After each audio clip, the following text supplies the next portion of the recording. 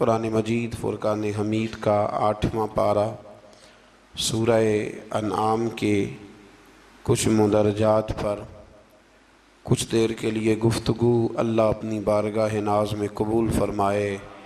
اللہ کریم ہمیں قرآن مجید کی لذت عطا فرمائے، قرآن مجید کے ذائقوں سے اللہ تعالی ہمیں آشنا فرمائے۔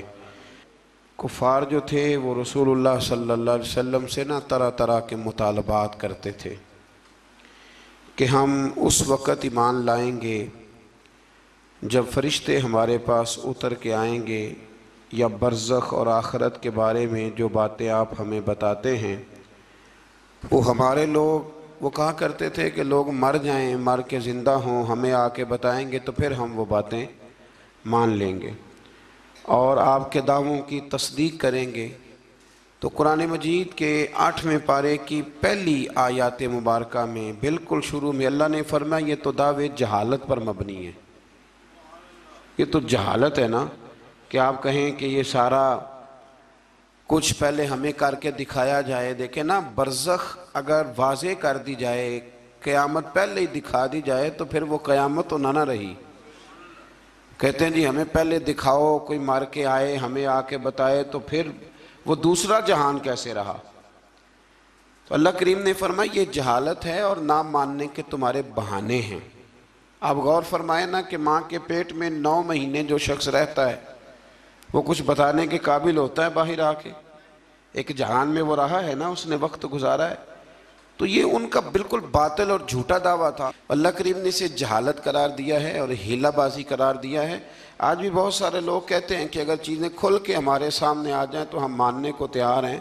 تو بھئی جب کھل کے آ جاتی ہیں نا چیزیں تو پھر عذاب بھی ساتھ آتا ہے، پھر کوئی اگر نہیں مانتا تو اسے سزا بھی فوراً ملتی ہے۔ اللہ سمجھنے کی توفیق دے۔ آیت نمبر 113 کے اندر رسول اللہ صلی اللہ علیہ وسلم کو تسلی دیتے ہوئے فرمایا، اور اسی طرح ہم نے ہر نبی کے لیے شیطان انسانوں اور جنوں کو دشمن بنایا ہے۔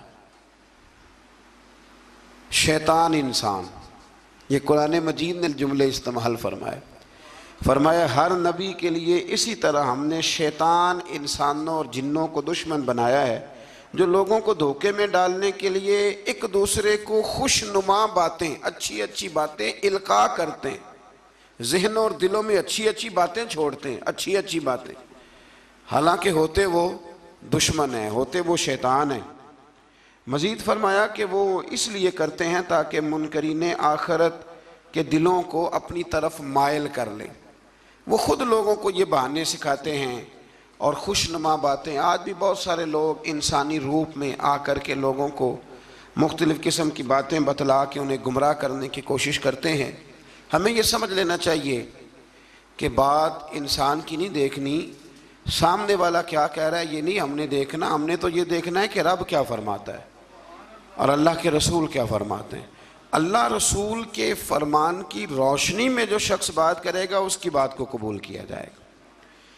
آیت نمبر 118 سے لے کر 119 میں فرمایا کہ جس حلال جانور پر ذبح کے وقت اللہ کا نام نہ لیا جائے اسے نہ کھاؤ، اور جس پر نام لے لیا جائے اسے کھا لو۔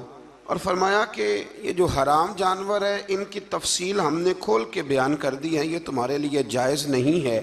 ہاں، حالت اضطراری میں ایسی حالت آ جائے کہ اب مر جاؤ گے بغیر مردار کھائے تو اب تمہارے لیے وہ کھانا جائز ہو جائے گا۔ یہ جو مردار اور حرام ہوتا ہے یہ صرف اس وقت جائز ہوتا ہے جب بندہ مر رہا ہو، لیکن انسان بالکل تندرست ہو اور بالکل وہ ٹھیک ٹھاک ہو پھر بھی حرام کھائے تو یہ اس کے لیے درست نہیں ہے۔ یہ تو مرنے لگے کچھ نہ ملے تو تب اس کے لیے جائز ہے۔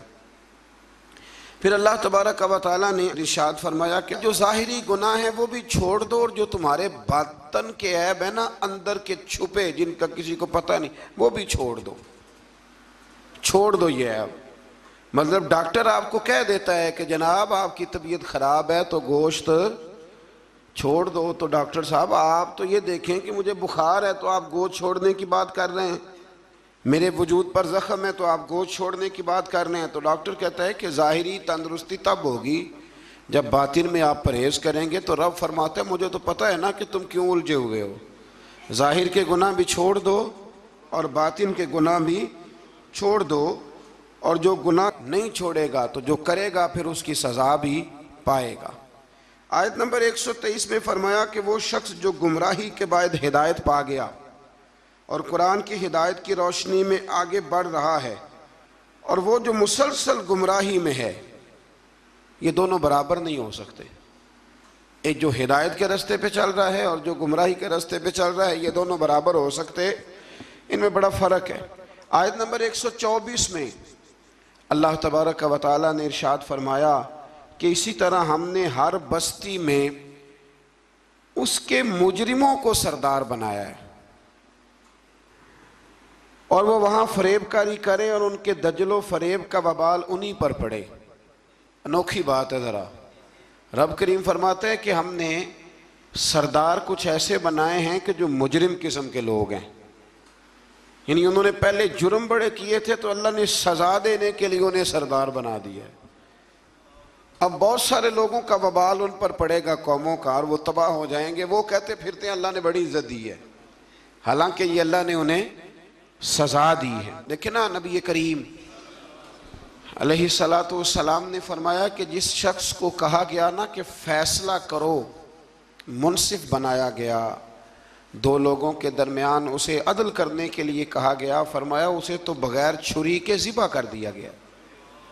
کوئی آسان کام ہے فیصلے کرنا، عدل کرنا، لیکن یہاں بڑا شوق ہے، آپ کسی کو بھی اٹھ کے کہیں تجھے سیاست میں داخل کرائیں، ہر تیسرے آدمی کو، تو سب تیار ہیں، بالکل تیار بیٹھے ہیں، کسی کو کسی جگہ بھی آپ الیکشن میں اتار سکتے ہیں، ریڈی ہیں لوگ۔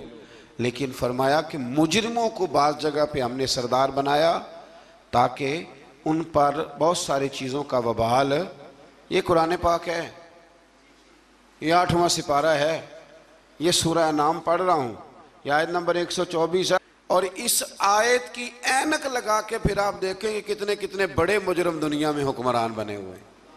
یہ اینک لگا کے آپ دیکھیں گے تو آپ کو پتہ چلے گا۔ اسی طرح آیت نمبر 125 میں فرمایا جب ان کے پاس کوئی نشانی آتی ہے تو کہتے ہیں کہ ہم ہرگز ایمان نہیں لائیں گے حتیٰ کہ ہمیں بھی اسی کی مثل دیا جائے جس طرح کے رسولوں کو دیا گیا ہے۔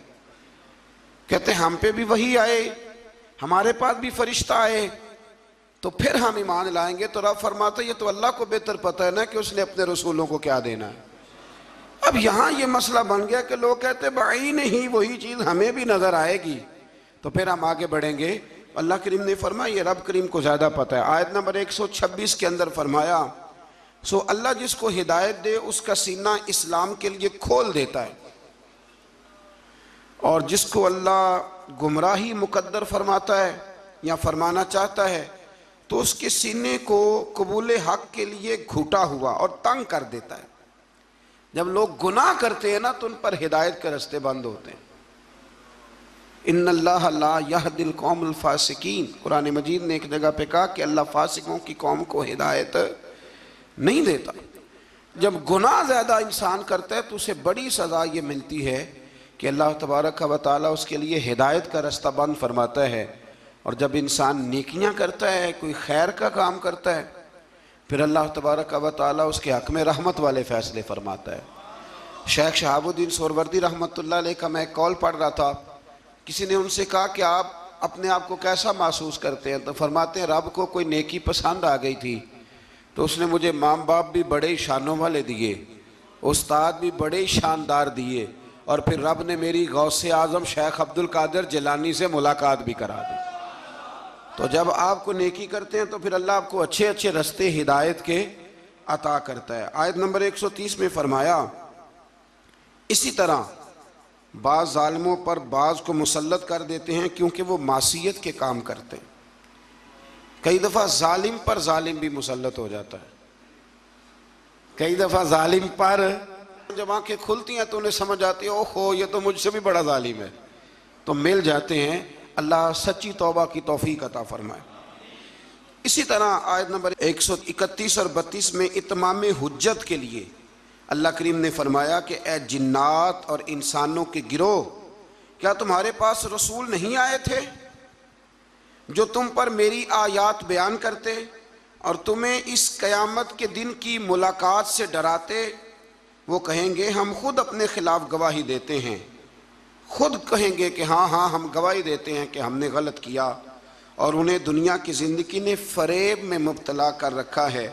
یہ گواہی اس وجہ سے دی گئی کہ آپ کا رب بستیوں کو ظلماً ہلاک کرنے والا نہیں ہے۔ فرمایا پہلے اللہ ان سے گواہی طلب کرے گا کہ رسول آئے، تمہیں ڈرایا، وہ مانیں گے، اور قرآن یہ فرماتا ہے کہ اپنے خلاف گواہی دیں گے۔ اب اللہ تبارک و تعالیٰ انہیں سزا دے گا، اللہ کسی پر ظلم نہیں کرتا۔ آیت نمبر 137 میں مشرکین عرب کی جہالت کا ذکر ہے۔ جو فصل اللہ تعالیٰ اگاتا ہے اور جو مویشی اللہ پیدا فرماتا ہے، ان میں اللہ تعالیٰ کے ساتھ بتوں کو شریک کرتے، بلکہ بتوں کے حصے کو ضروری اور مقدس سمجھتے۔ اسی طرح اولاد کو قتل کرنا بھی مشرکین کی جہالت ہے۔ آیت نمبر 140 اور 141 میں اس بات کا بیان ہے کہ کفار و مشرکین نے زمانہ جاہلیت میں اپنے جانوروں اور اپنے کھیتوں کو 3 حصوں میں تقسیم کر دیا تھا۔ تو ان آیات میں اللہ نے فرمایا 3 حصوں میں انہوں نے بانٹ دیا تھا۔ وہ مویشی اور کھیت جن کے متعلق وہ کہتے تھے کہ ان سے نفع اٹھانا کسی شخص کے لیے جائز نہیں ہے، یہ ان کے باطل معبودوں اور بتوں کے لیے مخصوص ہیں، ان کو وہی شخص کھا سکتا ہے جس کو ہم کھلانا چاہیں، اور ان کو صرف وہی مرد کھا سکتے ہیں جو بتوں کی خدمت پر مامور ہوں۔ ایک پورا وہ ماحول بناتے تھے کہ یہ جی صرف وہ کھائیں گے جو بت خانے کے محافظ ہیں، اور کوئی نہیں کھا سکتے، عورتیں بھی نہیں کھا سکتی تھیں۔ اسی طرح بعض مویشیوں کو بتوں کے لیے خاص کر کے ان پر سوار ہونا اور سامان لادنا انہوں نے حرام کر دیا تھا کہ یہ جی ہمارے بت کے نام کا جانور ہے، نہ اس پر سامان رکھنا ہے اور نہ ہم نے اس کو کھانا ہے۔ اور بعض جانوروں پر وہ ذبح کے وقت اللہ کا نام ہی نہیں لیتے تھے، یعنی ان کو بتوں کے نام پہ ذبح کر کے ان کا استعمال ممنوع قرار دیتے تھے۔ قرآن نے بتایا کہ یہ ان کی خود ساختہ باتیں۔ ہمارے اندر یہاں فرق کرنا بڑا ضروری ہے۔ جب ہم کوئی جانور کسی مخصوص کام کے لیے مخصوص کرتے ہیں تو وہ دراصل اللہ کے لیے ہی ہوتا ہے۔ کسی بزرگ کو صرف اس کا اصحال ثواب ہو سکتا ہے، اس سے زیادہ اس کی کوئی حیثیت نہیں ہے۔ جس طرح آپ کہتے ہیں کہ ولیمے کے لیے بکرا رکھا ہوا ہے، عقیقے کے لیے رکھا ہوا ہے، ہاں کچھ باتیں غلط ہیں، وہ نہیں ہونی چاہیے۔ مجھ سے ایک دفعہ ایک دوست نے مسئلہ پوچھا کہ ہمارے گاؤں میں خواتین جو ہیں وہ 11 بیویوں کی کہانی پڑھواتی ہیں، اور پھر وہ کچھ لڈو منگواتی ہیں، اور جب اس پر ختم دیتی ہیں تو وہ کہتی ہیں کہ یہ مرد نے نہیں کھانا۔ اللہ تعالیٰ سمجھنے کی توفیق عطا فرمائے۔ میں نے ویسے اس کو یہ جواب دیا تھا، میں نے کہا کہ بیویوں کو بتاؤ کہ لڈو مرد نے نہیں کھانے، حالانکہ بنائے مرد نے ہیں۔ یہ کتنی عجیب بیوقوفی کی بات ہے کہ جس نے بنائے ہیں وہ نہیں کھا سکتا۔ تو یہ اس قسم کی لایانی بے معنی باتیں نہیں ہونی چاہیے۔ عورتوں کو ہمیشہ یہ سمجھنا چاہیے کہ نہ تو وہ کسی کا معجزہ پڑھوا سکتی ہیں، نہ 10 بیویوں کی کہانی پڑھا سکتی ہیں۔ انہوں نے جب بھی پڑھانی ہے سورہ یاسین پڑھوانی ہے، سورہ رحمان پڑھوانی ہے، سورہ ملک کی تلاوت کرانی ہے، سورہ بقرہ پڑھانی ہے، قرآن مجید کو پڑھانا ہے۔ اور بڑا دل کرے کہ قرآن مجید کے بعد بھی ہم نے کچھ پڑھانا ہے تو پھر وہ میرے رسول اللہ پہ درود پاک پڑھوائیں، پھر نبی کریم کی ذات پر درود شریف پڑھائیں۔ آیت نمبر 142 سے لے کر 147 میں اللہ تعالیٰ نے پھلوں، کھیتوں، جانوروں کے ذریعے جو نعمتیں عطا کی تھیں ان کا ذکر فرمایا ہے، اور کہا ہے کہ اللہ تعالیٰ کی ان نعمتوں کو کھاؤ پر اسراف نہ کرو، فضول خرچی نہ کرو، اور شیطان کے نقش قدم پہ نہ چلو۔ پھلوں اور کھیتوں کی پیداوار میں اللہ تعالیٰ نے حق مقرر کیا ہے، عشر، کھیت کا عشر ہوتا ہے، فرمایا اس کو بھی ادا کرو، اور اسی میں حلال جانوروں کی اقسام بھی بیان فرمائیں، اور اس کے بعد ان قطعی حرام چیزوں کا بیان کیا جو پہلے بھی آ چکا ہے۔ اور یہ بھی فرمایا کہ یہود کی سرکشی کی وجہ سے ناخنوں والے جانوروں اور گائے اور بکری کی چربی کو ان پر حرام قرار دیا گیا تھا، انہوں نے اسے پگھلایا اور فروخت کیا۔ فرمایا بعض لوگ نافرمانی کرتے ہیں تو اللہ ان پر بعض چیزوں کو حرام قرار دیتا ہے۔ جو رب کریم کی زمین پر اللہ کی رضا کے مطابق چلتے ہیں اللہ انہیں بڑی آسانی عطا فرماتا ہے۔ آپ یقین کریں کبھی جب ہم پڑھتے ہیں نا پرانی قوموں کے حالات اور ان کے معاملات اور پھر امت مسلمہ کو دیکھتے ہیں تو آپ یقین کریں اللہ تعالیٰ نے ہمیں بڑا ہی آسان دین عطا فرمایا، بڑی آسان شریعت اور بڑا میٹھا ٹھنڈا طریقہ دین پر عمل کرنے کا۔ ہم بلا وجہ الجھ جاتے ہیں۔ بڑا سونا بڑا ٹھنڈا دین اللہ نے ہمیں عطا فرمائے، رب کریم ہمیں اس پر پورے عمل کی توفیق عطا فرمائے۔ آیت نمبر 149 میں فرمایا کہ ہر دور کے منکرین جو انکار کرنے والے تھے ایک نفسیاتی حربے کو بیان کیا۔ وہ جو کچھ بھی کر رہے ہیں کہ یہ اللہ کی مشیت ہے، اگر وہ نہ چاہتا تو ہم یہ سب کچھ نہ کر پاتے۔ یہ اکثر لوگ کہتے ہیں کہ اگر اللہ نہ چاہتا تو ہم یہ کام نہ کرتے۔ یہ ایک نفسیاتی حربہ ہے کہ اللہ نے طاقت دی ہے نا جی، تو یہ ایک نفسیاتی، اس کا بیان اللہ کریم نے یہاں ان آیات مقدسہ میں فرمایا۔ در حقیقت بات یہ ہے کہ اللہ کی مشیت اور ہے اور اس کی رضا اور ہے۔ مثلا مجرم کو سزا دینا اس کی مشیت ہے، لیکن اس کی رضا میں ہے کہ کوئی اس کی نافرمانی نہ کرے۔ اگر سب کو جبری طور پر اطاعت کے رستے پر ڈالنا اللہ تعالیٰ کی مشیت ہوتی تو پھر کسی کی مجال نہ ہوتی کہ اس کا حکم نہ مانے۔ لیکن نا مشیت اور ہوتی ہے، رضا اور ہوتی ہے۔ اللہ کی یہ رضا نہیں کہ اس کے بندے دوزخ میں جائیں، لیکن اس نے قانون بنایا ہے کہ اگر تم نافرمانی کرو گے تو دوزخ میں، تو یہ رضا نہیں، یہ اللہ کی مشیت۔ تو یہ اللہ نے طاقت نہیں دی لوگوں کو، اس لیے نہیں دی تھی کہ وہ ظلم کریں، لیکن اگر انہوں نے ظلم کیا ہے تو اب انہیں سزا بھی ملے گی۔ تو یہ شخص نہ کوئی کہے کہ وہ اللہ کی دی ہوئی طاقت سے معاذ اللہ، یہ بہت سارے لوگ بیوقوفی والی باتیں کرتے ہیں۔ ایک دفعہ بزرگوں نے لکھا ہے کہ ایک شخص جو تھا وہ کسی کے باغ سے روز پھل توڑ کے کھا جایا کرتا تھا، تو مالک بڑا سیدھا سادہ تھا، تو مالک اس کو کہتا کہ بھئی تو روز میرے باغ سے پھل توڑ کے کھاتا ہے، تو وہ کہتا باغ بھی اللہ کا ہے، زمین بھی اللہ کی ہے، اور میں بندہ بھی اللہ کا ہوں۔ وہ چپ کر جاتا، سادہ آدمی تھا۔ بہت سارے لوگ کہتے ہیں نا جی آ کے، ایک صاحب مجھے کہنے لگے جی کل میرے ساتھ بڑا عجیب معاملہ ہوا، ایک بندے نے مجھے کہا تجھے قسم ہو اللہ کی جو جیب میں ہے سارا کچھ دے دے، اور میں نے کہا نہیں دینا چاہیے۔ تو وہ مجھے مشورہ دینے لگا، کہنے لگا حضرت جی اس نے اللہ کی قسم دی تھی۔ تو میں نے کہا مکان کتنے مرلے کا تیرا؟ کہنے لگا ہے 10 مرلے کا۔ کتنے کا ہے؟ کہنے لگا جی اللہ کا شکر ہے 60-70 لاکھ کا ہوگا۔ میں نے کہا ایک بندہ بلاؤں تجھے قسم دے تو اس کے نام رجسٹری کر دینا۔ کہنے لگے نہیں یہ نہیں ہو سکتا۔ تو میں نے کہا یہ کیسی کچی بات ہے کہ 500-700 کے لیے تجھے یاد ہے کہ یہ جائز ہے، لیکن وہ میرے دادا جی ایک بات کہا کرتے تھے، وہ دیہاتی لوگ ہوتے تھے تو دیہات کی مثالیں کئی دفعہ بڑی یاد رہ جاتی تھی۔ وہ کہا کرتے تھے کہ دودھ میں اور لسی میں مکھی گر جائے تو عورتیں اسے پھینک دیتی ہیں، لیکن اگر مکھن میں گر جائے نا تو پھر اس کو پھینکتی نہیں بلکہ مکھی نکال لیتی، کیونکہ گھی مہنگا ہوتا ہے نا تو لسی سستی ہوتی ہے۔ تو آپ چیزوں کو سمجھیں کہ ہمارا رویہ بڑا عجیب ہے معاملات کو سمجھنے کے حوالے سے۔ وہ بندہ بھی کہتا کہ جناب یہ پھل بھی اللہ کے تو باغ بھی اللہ کا تو میں بندہ بھی اللہ کا۔ بھولا آدمی تھا بیچارہ، چپ کر جاتا، کہتا تو ٹھیک ہے نا، کی پنجابی چاکی دا سی لبی شے خدا دی نہ تیلے دی، ختم ہو گئی بات۔ حالانکہ وہ کسی کی ہوتی ہے، تیلے پا دی کیوں نہیں ہوندی جی، وہ کسی دی حیثیت تانڈی کی ہے نا، لیکن بس ہمارا ذوق بن جاتا ہے کہ قابو آ گئی ہے تو قابو کرو معاذ اللہ۔ تو وہ بیچارہ بڑا پریشان تھا، تو ایک دن اس نے نا اپنے ایک شہر کے عالم سے بات کی۔ اس نے کہا کہ جناب وہ میرے ساتھ تو بڑی مصیبت بن گئی ہے، وہ روز پھل توڑ کے لے جاتا ہے اور کہتا ہے زمین بھی اللہ کی، باغ بھی اللہ کا، کھانے والا بندہ بھی اللہ کا۔ تو عالم کہنے لگے میں بھی تمہیں نسخہ دیتا ہوں، کل اس پہ استعمال کرنا۔ میں کہا ٹھیک ہے جی۔ وہ وقت پہ آ گیا باغ کا مالک، تو جب وہ آیا نا پھل توڑنے، اس نے پھل بڑے سیر ہو کے کھائے، اس نے کھانے کا موقع دیا۔ جب وہ فارغ ہو گیا اس نے اس کو رسی کے ساتھ درخت کے ساتھ باندھ لیا اور ڈنڈا پکڑ لیا، اور جب مارنے لگا تو کہنے لگا یہ کیا؟ کہنے لگا یہ چھڑی کی توفیق بھی اللہ کی، رسا بھی اللہ کا، باندھنے والا بندہ بھی اللہ کا، اب تجھے جو پھینٹی لگے گی وہ بھی اللہ کی دی ہوئی طاقت سے لگے گی معاذ اللہ، اب تو کھا۔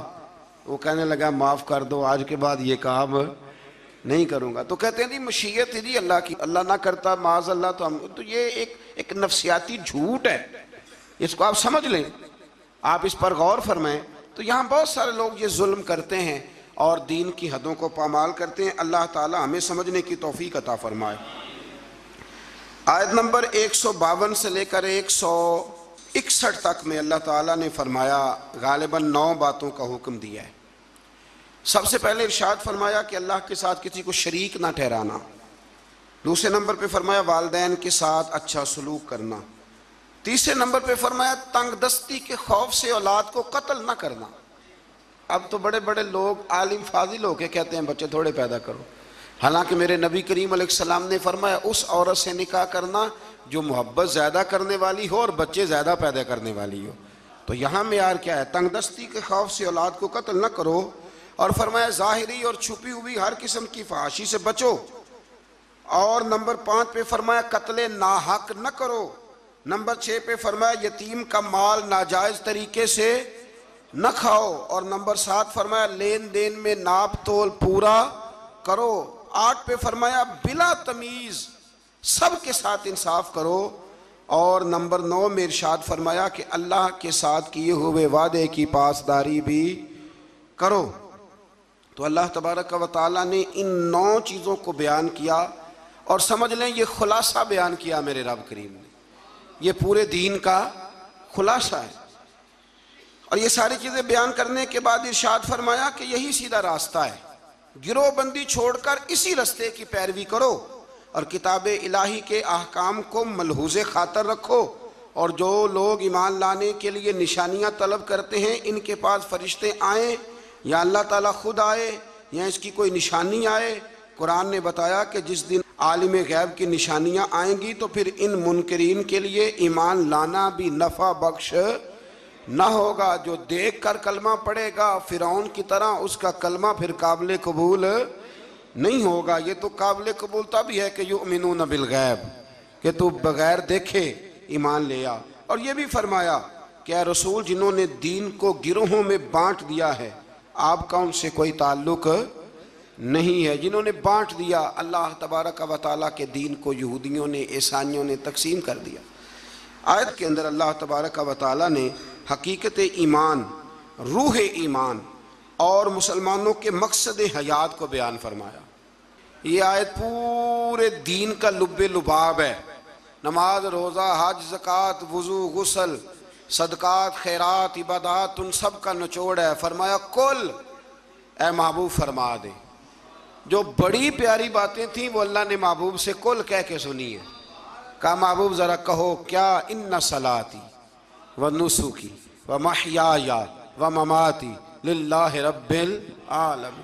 فرمایا محبوب فرما دیجئے کہ بے شک میری نماز، میری قربانیاں، میرا دنیا میں ظاہری طور پہ رہنا یا میرا پردہ کر جانا سب اس رب کے لیے ہے جو تمام جہانوں کے پالنے والا ہے۔ یہ لب لباب ہے۔ حضرت مجدد الفسانی رحمۃ اللہ علیہ فرمایا کرتے تھے 3 چیزوں کا نام دین ہے، علم، علم پر عمل، اور عمل میں اخلاص، ریاکاری نہ ہو۔ فرمایا 3 کام کر لے تیرا دین مکمل ہو جائے گا۔ ختم ہو گئی بات۔ آگے پھر سورہ اعراف شروع ہوتی ہے۔ اعراف کے معنی بلندی کے ہیں، اس کا معنی جاننا اور پہچاننا بھی ہے۔ اصحاب اعراف کے بارے میں ایک قول تو یہ ہے کہ ان کی نیکیاں اور گناہ برابر ہوں گے، ان کا مقام جنت اور دوزخ کے درمیان ہوگا۔ یہاں یہ وہ لوگ ہیں جو اہل جنت اور اہل جہنم کو پہچاننے والے ہوں گے۔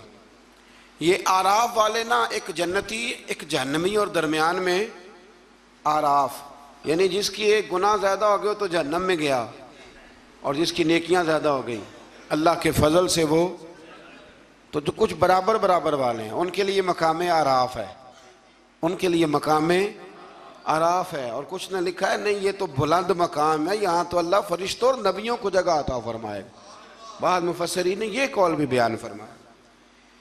اس سورہ مبارکہ کی ابتدا میں سرکار دو عالم صلی اللہ تعالیٰ علیہ وسلم کو تسلی دی گئی کہ آپ کفار کے ظلم سے، بے وفائی سے اور ان کے سخت رویے سے تنگ دل نہ ہوں، بلکہ آپ اپنا فرض ادا کرتے رہیں اور کتاب مقدس کی تبلیغ بھی آپ کرتے رہیں اور سرگرم ہو کے کرتے رہیں۔ ان سے آپ کو پریشان ہونے کی ضرورت، یعنی اس کا معنی یہ ہے کہ رب کریم آپ کے پیغام کو پوری دنیا میں پھیلا دے گا۔ گھوڑا جب دوڑتا رہتا ہے تو وہ اپنی منزل تک پہنچ جاتا ہے، لیکن جو جھاڑیاں اس کے پیروں کو لگتی ہیں وہ لگتی تو ہیں، لیکن اگر وہ چلتا رہے تو وہ نیچے ہی رہ جاتی ہیں۔ تو یہ نبی پاک کے وسیلے سے مجھے تو یوں لگتا ہے رب نے ہمیں سمجھایا ہے کہ تم نہ اپنا کام کرتے رہو، کسی کے سخت رویے کو ملحوظ خاطر لانے کی کوئی ضرورت ہے۔ اس سے آگے آیت نمبر 5 کے اندر اللہ کریم نے بتایا ہے کہ بعض بستیوں میں دوپہر کو سوتے ہوئے عذاب آیا، اور جب عذاب آیا تو پھر ان کے مکینوں نے اقرار کیا کہ ہاں ہم ظالم ہیں، یہ ہمارے ظلم کی وجہ سے آیا۔ قیامت کے دن اعمال کا وزن کیا جانا حق ہے، وزن کیا جائے۔ جن کی نیکیوں کا پلڑا بھاری ہوگا وہ فلاح پائیں گے اور کامیاب ہوں گے، اور جن کی نیکیوں کا پلڑا ہلکا ہوگا وہ نقصان اٹھانے والوں میں سے ہوں گے۔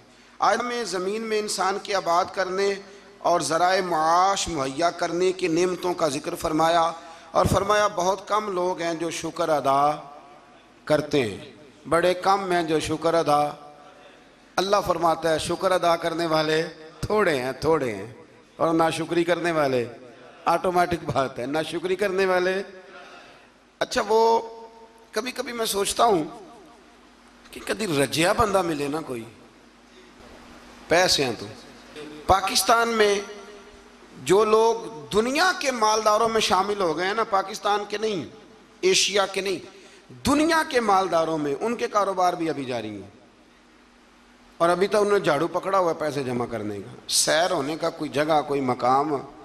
آپ یقین کریں، ایک مشورہ چھوٹا سا، اس پہ عمل کر کے دیکھیں، کبھی نہ زندگی میں کبھی اللہ کی رضا کے لیے تھوڑی دیر کے لیے پیسوں کے دولت کے چکر سے نکل کے بھی دیکھیں، فقط شکر والا ذہن بنائیں۔ یعنی میری رائے یہ ہے کہ رمضان المبارک الحمدللہ 2 دن رہ گئے پہلا عشرہ ختم ہونے میں، یہ 2 دن پورے، صرف 2 دن، زیادہ کی طلب نہیں کرنی، بس جتنے پچھلے ملے ان پہ صرف شکر ہی کرنا ہے۔ اور بھائی سنو، فضل کی طلب تو ہر وقت کرنی ہے، لیکن پچھلے کا شکر ادا کریں۔ لَإِن شَكَرْتُمْ لَأَزِيدَنَّكُمْ، شکر کرنے سے نعمتیں محفوظ ہو جاتی ہیں اور اللہ ان میں اضافہ فرما دیتا ہے۔ اللہ سمجھنے کی توفیق عطا فرمائے۔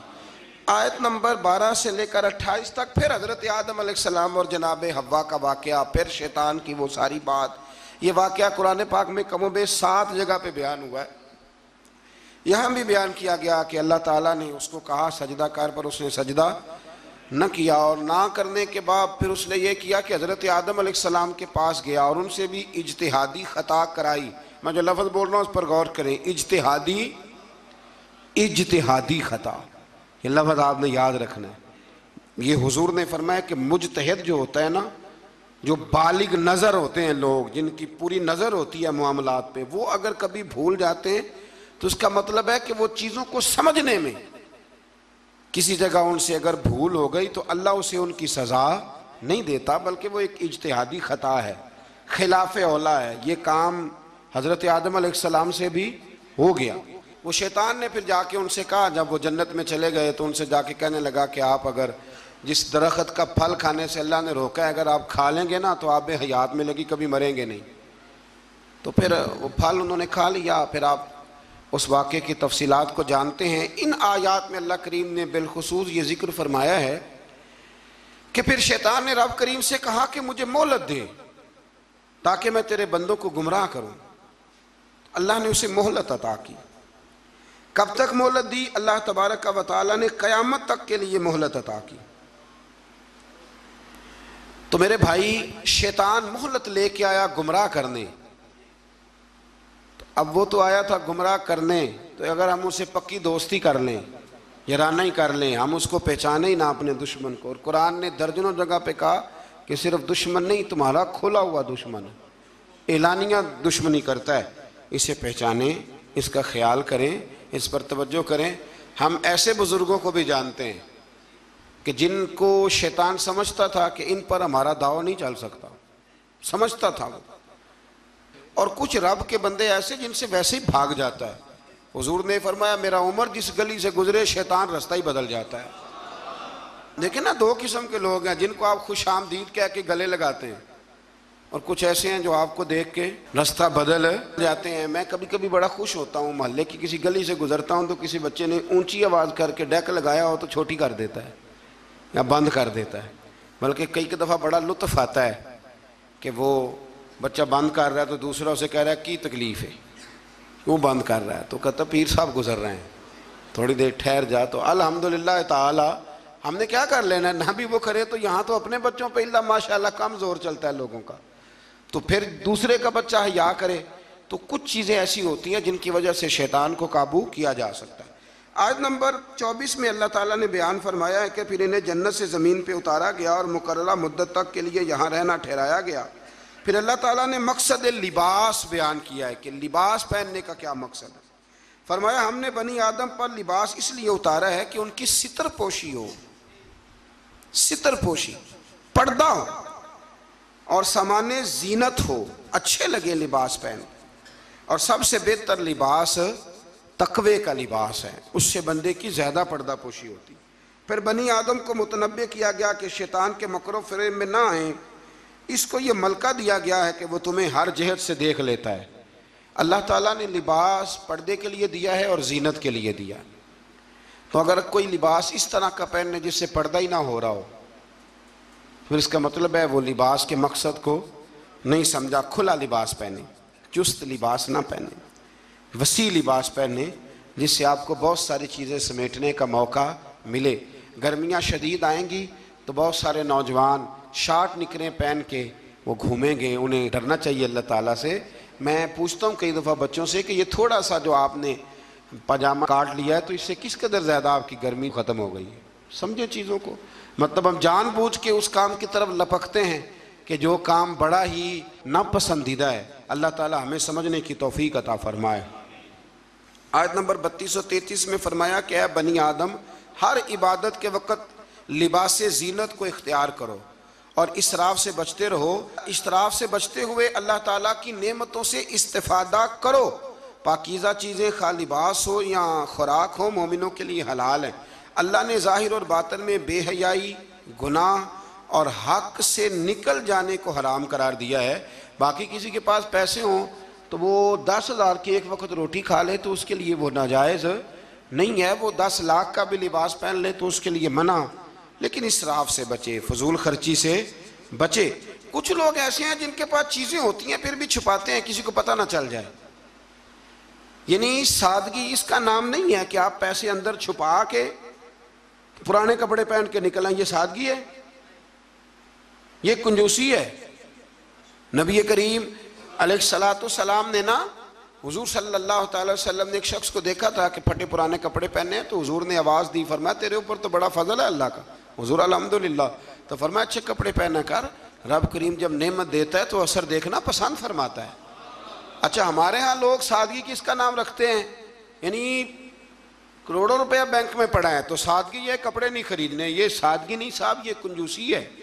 سادگی تو یہ تھی کہ آپ وہ سارے پیسہ خیرات کر دیں اللہ کی بارگاہ میں، پھر پتہ چلے گا کہ آپ سادے ہیں۔ پیسے سنبھالے جاؤ اور خرچ نہ کرو۔ یہ تو قرآن و سنت نے ہمیں بتایا ہے کہ تم اپنے وارثوں کے مال کی حفاظت کر رہے ہو۔ اور یہ بھی فرمایا اس آیت میں کہ نماز کے وقت زینت حاصل کرو، اچھے کپڑے پہن کے نماز پڑھا کرو۔ میں ایک مسئلہ کئی دفعہ بیان کیا، پھر عرض کرتا ہوں، میں دوستوں کو کہا کرتا ہوں کہ مسجد کی ٹوپی پہن کے یہاں تو ولیمے پہ بھی جا کے دکھاؤ نا، تو وہاں تم جاتے نہیں تو نماز پڑھنے کیسے آ جاتے ہو؟ تو یہ ٹروزر شرٹ پہن کے یہاں تو تم شادی کے ساتھ بھی جا کے دکھاؤ، تمہارا پتہ چلے۔ تو اگر تم شادی کی تقریب میں ٹروزر شرٹ کے ساتھ ان کپڑوں کے ساتھ نہیں جاتے تو پھر تم نماز پڑھنے کیسے آ جاتے؟ لوگوں کی محفل میں جانا پسند نہیں کرتے تو اللہ کی بارگاہ میں کیسے پسند کر لیا؟ ایک نعت خان صاحب کو ایک دن میں نے دیکھا، بڑا شاندار ویسٹ کوٹ پگڑی اور بڑا خوبصورت لباس محفل میں پھر کچھ دنوں کے بعد ایک شادی میں ملاقات ہو گئی تو ان کا حال ہی بڑا برا تھا۔ اینک بھی کچھ لوگ مطلب لگا لیتے ہیں، مجھے نہیں سمجھ آتی کالی اینک کا کیا ترجمہ ہے، وہ لگا لیتے ہیں، کالی اینک لگائی ہوئی ہے اور جناب بال بڑے شاندار۔ تو مجھے مل گئی تو میں نے السلام علیکم کے ساتھ ہی کہا، میں نے کاش کہ رسول صاحب کیا حال چال ہے، ماشاءاللہ۔ بڑا گھور کے دیکھنے لگے، کہنے لگے پیر صاحب، میں نے کہا خدا کے بندے مجھے بھی دیکھ اور اپنے آپ کو بھی دیکھ، میں الحمدللہ تمہیں جس طرح محفل میں ملوں گا شادی کی تقریب میں بھی اسی طرح ہی ملوں گا۔ یہ کیا بات ہوئی کہ آپ تھوڑا سا رویہ آپ کا بدل جائے جب تھوڑا ادھر ادھر دائیں بائیں جانا ہو؟ یہ کوئی مطلب نہیں ہے۔ اچھا لباس پہن کے آپ نماز پڑھیں گے۔ آیت میں رسول کرام جتنے بھی اللہ کے رسول آئے ان کی اطاعت کرنے والے کو تقوی اور عمل صالح کرنے والے کو جنت کی بشارت، جبکہ کفر تکذیب کرنے والے کو جہنم کی وعید سنائی گئی۔ آیت نے فرمایا کہ اللہ تعالیٰ کی آیات کو جھٹلانے والے اور تکبر کرنے والوں کے لیے آسمان کے دروازے نہیں کھولے جائیں گے، اللہ اکبر، اور نہ ہی وہ جنت میں داخل کیے جائیں گے۔ آیت نمبر 44 میں فرمایا اللہ تعالیٰ نے اہل جنت کے دلوں سے کینہ نکال دیا ہے۔ وہ ہدایت پانے والے اللہ کا شکر ادا کرتے ہیں کیونکہ اسی کے فضل سے ہدایت ملتی ہے۔ جنتیوں کے دلوں میں کینہ، تو نیچے دیکھ کے خیال کر لیں، اگر تو کسی کا کینہ نہیں تو انشاءاللہ جنتی ہے، اور اگر کوئی رولا ہے تو پھر بھی میں فتویٰ نہیں دیتا، صرف یہ مشورہ دیتا ہوں کہ رولا دور کر لو، وہ جو اندر معاملہ ہے اس معاملے کو ختم کر لو۔ اللہ سمجھنے کی توفیق عطا فرمائے۔ آیت نمبر 45 کے اور اس کے بعد کی آیات میں فرمایا اللہ تعالیٰ نے کہ آخرت میں جنتی جہنمیوں کو پکاریں گے کہ ہم نے تو اپنے رب کے وعدے کو سچا پایا ہے، بتاؤ تم نے کیسے پایا؟ جنتی جہنمیوں سے پوچھیں گے۔ تو ان دونوں کے درمیان سے ایک پکارنے والا پکارے گا کہ ظالموں پر اللہ کی لعنت ہو۔ مزید فرمایا کہ جنتیوں اور جہنمیوں کے درمیان حجاب ہوگا، اور اہل اعراف دونوں گروہوں کو ان کی نشانیوں سے پہچانیں گے، اور جنتیوں کو سلام کریں گے اور جہنمیوں سے کہیں گے کہ تمہاری جماعت اور تمہارا تکبر، تمہاری جماعت، وہ جس جماعت کے تم لیڈر تھے، سربراہ تھے، جس برادری کے تم چیئرمین تھے، تمہاری جماعت اور تمہارا تکبر آج تمہارے کسی کام نہ آیا۔ جہنمی جنتیوں سے استدعا کریں گے، گزارش کریں گے کہ ہم پر تھوڑا سا پانی انڈیل دو، تھوڑا سا انڈیل دو، اور جو نعمتیں تمہیں عطا ہوئی ہیں ان میں سے تھوڑا سا ہمیں بھی دے دو۔ مگر اللہ تعالیٰ نے فرمایا کہ یہ چیزیں کافروں پر حرام ہیں، ان کے لیے ہیں ہی نہیں۔ اور جن لوگوں نے دین کو کھیل تماشا سمجھ رکھا ہے، اللہ ان سے فرمائے گا جس طرح تم نے قیامت کے دن کو فراموش کر رکھا تھا، آج ہم تمہیں نظر انداز کر دیتے۔ آیت میں اللہ تعالیٰ کی قدرت کی نشانیوں کا بیان فرمایا، اور اس کے بعد فرمایا اپنے رب کو گڑ گڑا کر چپ کے اس کے عذاب سے ڈرتے رہو، یعنی اپنے رب کو جب پکارو تو گڑ گڑا کے پکارو اور اس کے عذاب سے ڈرتے رہو، اس کی رحمت کے یقین رکھتے ہوئے، اور زمین میں اصلاح کے بعد فساد۔ آیت کے اندر اللہ تعالیٰ نے باران رحمت یعنی بارش کے نظام کے بارے میں بتایا کہ اس کی حکم سے ہوائیں پانی سے بھرے ہوئے بادلوں کو چلا کر لے جاتی ہیں اور بنجر زمین پر برسا کر اس میں اللہ کی نعمتیں پیدا کر دیتی ہیں۔ سبحان اللہ۔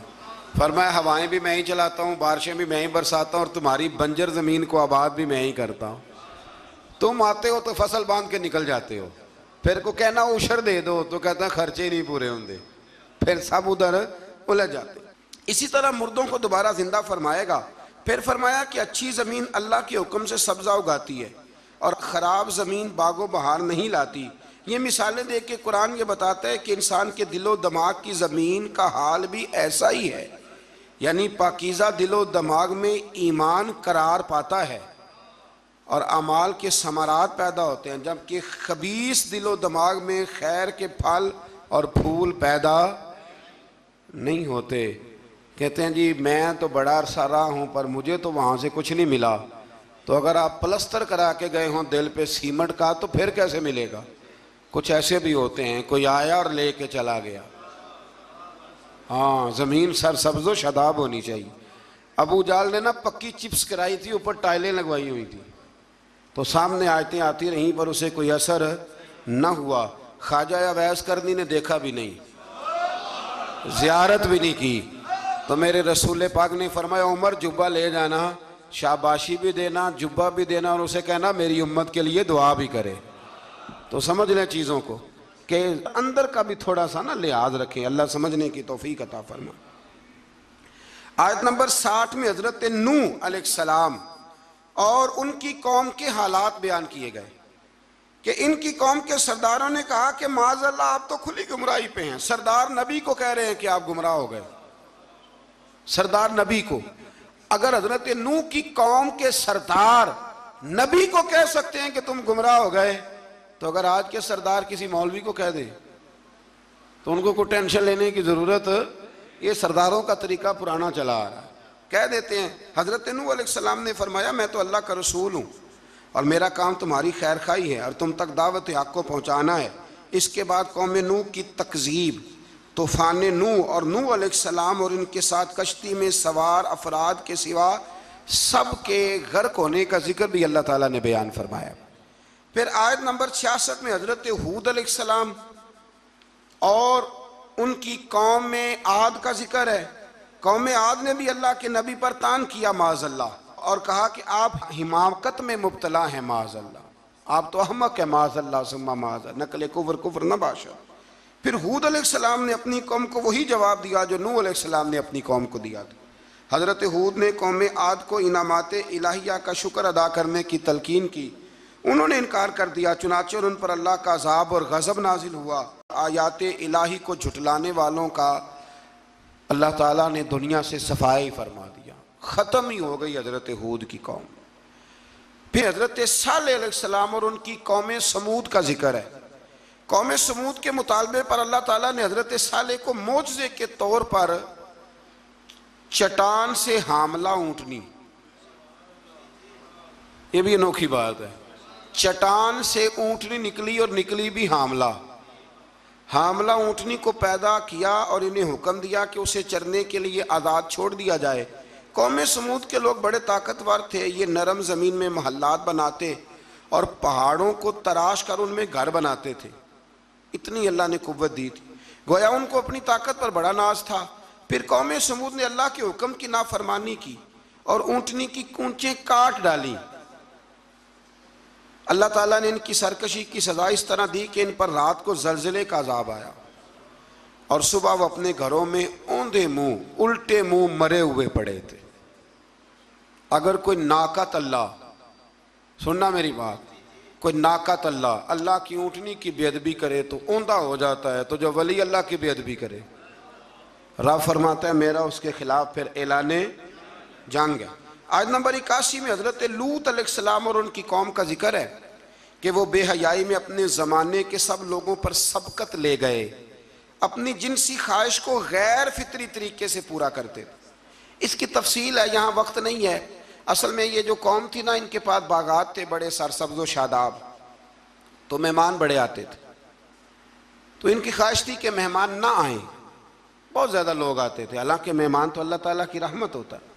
تو شیطان نے پھر انہیں ایک طریقہ بتلایا، مہمان آتے تو یہ معاذ اللہ مردوں کے ساتھ بدفعلی کرتے، شیطان نے انہیں یہ طریقہ بتلایا، غیر فطری طریقے سے اپنی جنسی خواہش کو پورا کرتے۔ جب اللہ تعالیٰ کے نبی عذاب کا ڈر سناتے تو حضرت لوط علیہ السلام کا مذاق اڑاتے، بالآخر اللہ تعالیٰ نے ان پر عذاب نازل کیا، اور یہ لواطت، مرد کا مرد سے بدکاری کرنا، اس کی سزا اللہ نے یہ دی کہ آسمان سے پتھر برسائے،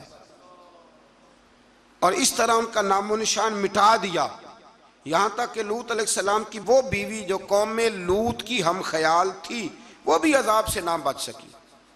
اور صرف حضرت لوط علیہ السلام اور ان کے ساتھ قبیلے کے جو چند نیک لوگ تھے وہ بچے۔ میں نے ایک دفعہ پہلے بھی بات بیان کی تھی، پھر ایک عرض کرتا ہوں، کبھی کبھی نا نوجوان جب موٹر سائیکلوں پہ اکٹھے بیٹھے ہوتے ہیں، یہ قرآن ہے نا جی، یہ کوئی بے حیائی کی بات نہیں، یہ قرآن ہے۔ قرآن اگر اس بات کو بیان کرتا ہے تو اس کا مطلب ہے یہ ضروری کام ہے۔ تو میں جب ان کو دیکھتا ہوں تو کئی دفعہ دل کو بڑی اذیت پہنچتی ہے کہ مطلب سر عام بچے شرارتیں کرتے ہیں اور ایسی غیر اخلاقی حرکتیں کرتے ہیں کہ جو پڑھے لکھے سمجھدار نوجوانوں کو زیب نہیں دیتی۔ ان کو سمجھنا چاہیے، خیال کرنا چاہیے۔ میں نے پہلے بھی ایک دفعہ کہا تھا، لیکن مسئلہ بتانا میری ذمہ داری ہے، بغیر داڑھی کے جو خوبصورت لڑکا ہوتا ہے اسے امرد کہا گیا، امرد، یعنی اس کا حکم اسی طرح جس طرح آپ کسی عورت کو بے پردہ دیکھتے، وہ امرد ہے بغیر داڑھی۔ اور حضرت سیدنا حسن بصری کے پاس ایک نوجوان آیا تو وہ رو پڑا، آپ نے فرمایا کیوں روتے ہو؟ کہنے لگا حضور میں بڑا پکا حافظ تھا، میں نے 12-14 مصلے قرآن پاک کے سنائے۔ فرمایا پھر کیا ہوا؟ کہنے لگا حضور اللہ نے سزا دی ہے، میں قرآن بھول گیا ہوں۔ فرمایا کس طرح؟ فرمانے لگے ایک بے ریش بغیر داڑھی والے خوبصورت لڑکے کو گندی نظر سے دیکھ بیٹھا تھا، اللہ نے یہ مجھے سزا دی۔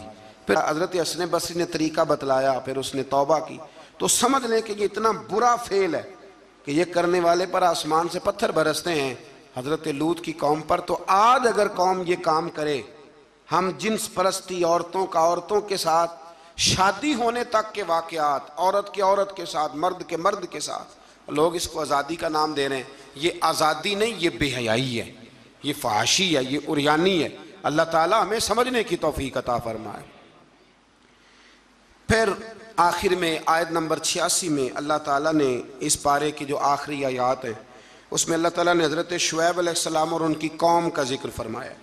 قرآن نے بیان کیا کہ ان کی ناپاک خصلتیں یہ تھی کہ وہ ناپ تول میں ڈنڈی مارتے تھے، یعنی رمضان المبارک کے اندر بھی مقناطیس نکل آتا ہے ترازوؤں کے نیچے سے، رمضان میں آپ سمجھ لیں مقناطیس نکل رہا ہے ترازوؤں کے نیچے، یہ حال ہے۔